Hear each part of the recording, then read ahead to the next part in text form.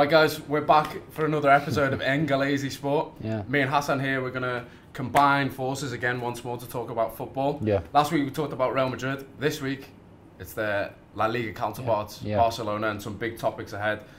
First of all, okay, a big game this week in the Champions League.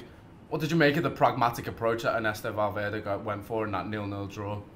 خلينا نكون متفقين يا إليكس ان دلوقتي اي حد بيشجع برشلونة مش راضي عن الاداء لكن راضي عن النتيجة. فالفيردي لو انا هاجي ابص لفالفيردي من نقطه من هيز بوينت اوف فيو، هو بيقول لك انا دلوقتي الخصم الرئيسي بتاعه هو ريال مدريد وفالنسيا، ريال مدريد وفالنسيا واتلتيكو مدريد، ريال مدريد واتلتيكو مدريد ما بيقدموش اداء مميز لا في دوري الابطال ولا في الليجا، اتلتيكو مدريد وفالنسيا الوحيد هو اللي بينافسه والمباراه الجايه الاسبوع الجاي وهتحسم امور كتير. لكن الاداء بشكل عام امبارح كان اداء دفاعي جدا، بيلعب على الهجمه المرتده وقعد ليونيل ميسي على دكه البدلاء واعتمده في الشوط الثاني اللي هو بيحاول يعمل اي شيء، بيحاول ما يخسرش على الاقصى تقدير اللي هو ما يخسرش وفي نفس الوقت يحصل على نقطه وحيده جدا ويكمل اداؤه بعدم ان هو ياخد اي اهداف وفي نفس الوقت ما يستقبلش اي شيء سلبي قبل المباراه المهمه مع فالنسيا. See, I can understand that 0-0 draws are Yeah, hardly the Barcelona exactly. way, which is fair enough, and dropping Messi certainly isn't the Barcelona Yeah. way. However, I think it's quite refreshing from Valverde that he's moulding this team very much in his image. He's doing what he wants, and I can appreciate that. I think he's not concerned with style, it's results, and the fact that they've gone unbeaten in 18 games is a real testament to that fact. 13 clean sheets in that time as well. So that pragmatic approach in Europe works. I think that can win you Champions League titles, not in La Liga. Yeah. I agree that in La Liga I think they must be more attacking, but it's the top of the league at the moment, so you can't really complain with it. Defensively, that's where that Barcelona's strengths are. Umtiti has been an absolute colossal at the back this season, so it's no surprise that he's sort of relying on those strengths a little bit more. But yeah, I can see your point. It's not Barcelona way, but for me, you know, it's a refreshing attitude to see that pragmatic approach. So yeah, interesting. Obviously, on that pragmatic approach, they're going to play Valencia this weekend in La Liga, and it's a top v second clash. The two best teams in La Liga, arguably. Right now, yeah, of course. Exactly. So for you, who has got the upper hand going into that clash? خلينا اهم نقطه دلوقتي في برشلونه زي ما انت قلت ان برشلونه الديفنس او الدفاع هو اهم نقطه فيه، هو ده اللي جايب له ان هو ما يستقبلش اهداف وفي نفس الوقت يقدر يفوز ويحاول ان هو يتصدر الليجا بدون اي اخطاء وبدون اي فقدان للنقاط ضد الفرق الصغيره. برشلونه قوته تير شتيجن وامتيتي ومعاه جيرارد بيكيه. جيرارد بيكيه هيغيب المباراه لانه خد 5 يلو كارد، خد 5 بطاقات صفراء. تعويض بيكيه هيكون صعب بالنسبه لي، هتلعب يا اما لوكاس ديني يا اما هتلعب فيرمايلين، وفيرمايلين ما عارفين اداؤه مش كويس، هيبقى شيء صعب جدا امتيتي يتحمل الدفاع لوحده في ظل وجود لاعب زي سيموني زازا هداف كويس، جونكويل جويدس اللاعب البرتغالي لعيب مميز جدا، حتى سولير، حتى اللعيبه المميزه في خط الوسط وخط الهجوم بتاعت فالنسيا البدلاء ممكن يعملوا مشاكل لبرشلونه. Again, crazy like to say Barcelona haven't got the upper hand necessarily going into this. I can see your point. Again, though, I've got to disagree, man. I'm sorry. Why? I have to disagree just purely because they've like Messi rested him midweek. I mean, it's everyone not was all going about crazy. Messi. It's not all about Messi. I understand that, but he's the difference, isn't he?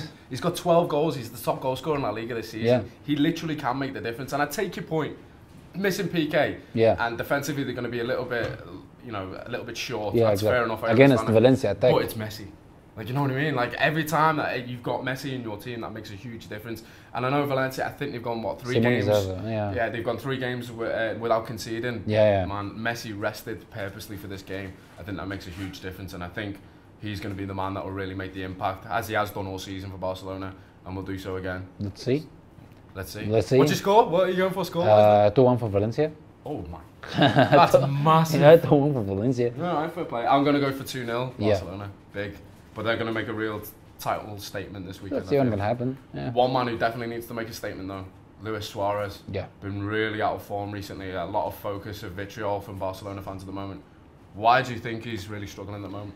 مشكله فالفيردي ان هو حاول يوصل للخطه اللي هو محتاجها اللي هي 4-3-3 او 4-2-3-1 او بمعنى اصح ان يبقى في 3 في الهجوم اللي كان بيعتمد على الجناح الايسر وجناح ايمن ومهاجم صريح. الخطه دي حاليا بعد خروج نيمار من برشلونه ووجود عثمان ديمبلي اللي اصيب على طول ما لحقش يتهنى فيه البارسا، بالتالي بقى فيه قصور. حاول يعوضه بدلوفيه، حاول يعوضه حتى بخوسيه ارانايز اللعيب اللي بتاع برشلونه بيه، لكن ما نفعش، فبالتالي رجع لخطه 4-4-2 وبيحاول يخلي لويس سواريز يلعب على الجانب الشمال. لويس سواريز بالنسبه لي حاليا هو مهاجم رقم 9، ما يبقاش نفس لويس سواريز بتاع ليفربول اللي هو مهاجم رقم 7 اللي يقدر يلعب على الجناح ويقدر يديك في قلب منطقه الجزاء. هي دي المشكله، ان لويس سواريز مصدوم في خطه فالفيردي لانه بيلعب في مركز غير مركزه، انت بتطالبه يعمل شيء هو مش قادر يعمله لانه خلاص عدى الوقت ده عليه، بقى ليه دور مهم ودور مختلف مع البارسا.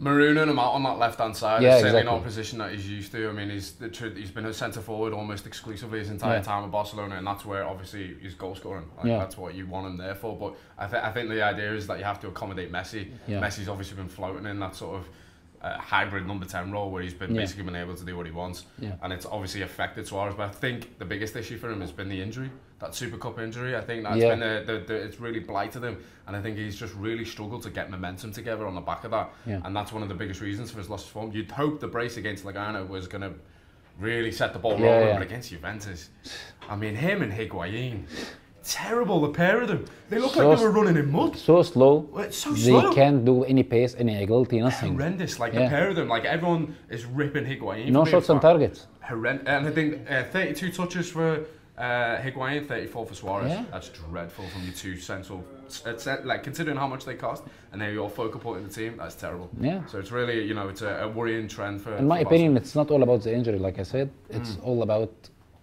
the position. His position is not. It's like the best, like Liverpool when he was on. Completely understand. Yeah. Right. Good chat. Yeah. Enjoyed yeah. it. Thank you, brother. Yeah. But that's not it. Yeah. Every week, you're going to teach me some Arabic. So last week, we asked you, the fans, to comment and tell us what he should be teaching me, and we looked at the comments. Yeah. What did they go for? Third word is shukran. Shukran. Shukran. Okay, so the idea behind this is that I use these words each week and carry on using them. Yeah. So the previous week, we had halas.